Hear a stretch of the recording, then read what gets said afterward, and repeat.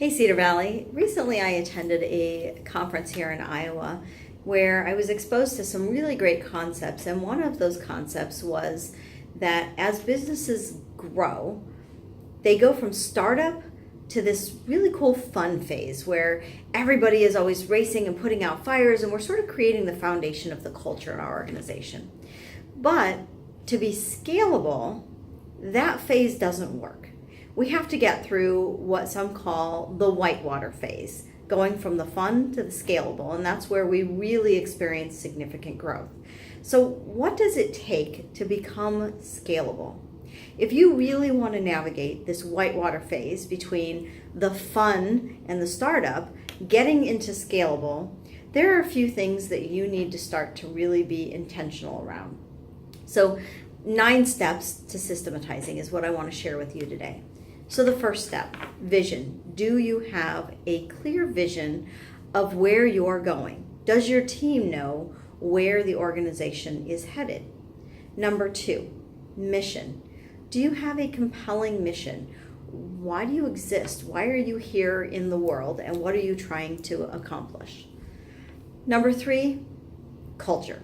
One of my absolute favorites. But what does it look like for the people working in your organization? What are the values? What are the concepts that they need to understand? What are the rules of engagement? How do they behave? Define clearly the culture of your organization. And that culture may shift a little bit as you go from fun to scalable. Number 4, SMART goals. It can't be putting out fires all the time. It's got to move to having SMART goals. And, with SMART, that's specific, measurable, actionable, realistic, and time-bound. So have you set SMART goals in your organization? Number 5, an organizational chart. As you start to scale, the organization grows at a pace that can be very fast. And if people don't have clarity for who they're reporting up to and who they're in charge of and taking care of, that can become a really muddy mess. And again, that whitewater place isn't a pleasant place to be, but the more systems we can add, the more structure, the easier it's going to be to navigate that and get out of that into smoother sailing. So once you've created your org chart, then it comes down to positional contracts. Does everybody know what's expected? What are their job descriptions? What are the things they're going to be held accountable for? You can't hold people accountable if you're not sharing with them the rules of what they're going to be accountable for. Now, once you have positional contracts, it becomes a matter of setting KPIs, key performance indicators. So what are those individuals responsible for accomplishing? And not just we're going to have a fun, friendly environment, or we take care of every customer. Let's be specific. Is there a sales volume, a lead generation number, an average transaction amount, a retention number for their team? What does that look like as you're setting the key performance indicators? What are most important to you? Number 8 is how-to systems. How-to systems really outline the basics of how to do the various functions in your organization.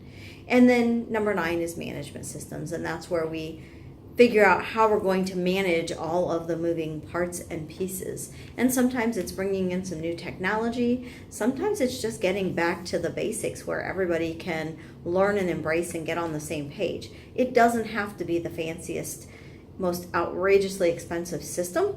It just needs to work for your team. So those are the 9 steps that you need to think about when you're systematizing your business, and that essentially is going to help you move from fun through the scaling with sort of a minimal time in the whitewater phase. Whitewater rapids can be great and exciting when you're on vacation, but when you're in a business, they can be the thing that tears apart a team. And if you can't get past that, you can't scale. So take some time today to think about which of those 9 steps you're at and where you need to drill down in order to get your business past the whitewater stage and into scalability. Thanks for tuning in. Have a great day. Oh, before I sign off, I would love to know in the comment section below which of those 9 particular steps you want to hear more about. Let me know, and I will work on adding some videos and education around that particular step. Have a great day. Thanks for tuning in.